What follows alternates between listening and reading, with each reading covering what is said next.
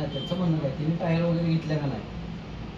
त्यांचं म्हणणं किती मोठी मोटर आहे 20 वगैरे आहे 20 मोटर नाही ती आता तुमचे मगाशी ज्यांना फोन केला होता इरमर साहेबांच्या आधी वगैरे ते म्हटले टीपीला मी माझं भाऊंचं पत्र पण दिलं 6 महिने झालं पण परत असं झालं की मी कामात नाही जरा इग्नोर करत करत करत गेलो आज त्या गावाची माणसं मला म्हणते तुम्ही गावात येऊ नका म्हणून हॅलो फोन कर बरोबर आहे ना फक्त तुमच्या क्रियेमुळं आपलं मी एवढ्या दिवस शांत आहे म्हणून राहू कमीत कमी जर माझी कॉलेज लिस्ट काढली तर पाठन करा की मी 25 वर फोन केलं आज ते असतं तर ठोकला असतं मी आई शपथ कुठली पोस्ट आहे मागं पुढे आज बघणार नव्हतं काय कामं करतात बेंचोत गावाला प्यायला पाणी देत नाही ती 3 वर्ष झालं काम झालंय आणि 1 वर्ष झालं 7-8 महिने झाले विषय चाललाय फक्त परत उंदराने वगैरे पायपा कुरतडल्या काय झालं तर काय उपयोग होत्या कामाचा एवढं चांगलं काम होत कमी अख्खा उन्हाळा सगळा त्यात गेला आपला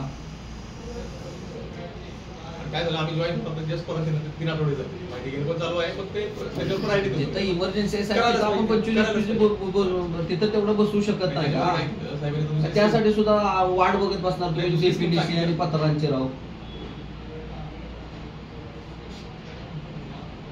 आता गळ्याला आल्यावर मी आलो ना इथं आमच्यात माणसं नाराज झाली मला मी आता फोन केला आज मीटिंग घेतो तुम्ही गावात मी येणार आहे मला म्हटली कशाला येता येऊ नका 2 महिने झाला आपण म्हटले काम करू मुळात ते योजना भाऊनीच केली म्हणजे सदाभाऊ पाणी पुरवठा मंत्री असताना मग पण राहिलंय किती दिवस आता थकलो ना मी बोलून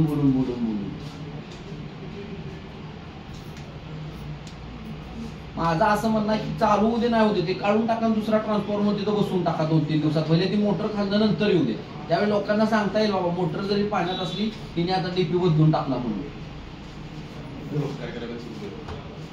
त्यांचं म्हणणं तेच आहे मी त्या कुलकर्णीला विचारलं किती वेळा फोन केलाय विचारा फक्त बघा नुसतं विचारा सागर उपतचा तुम्हाला फोन किती वेळा आलाय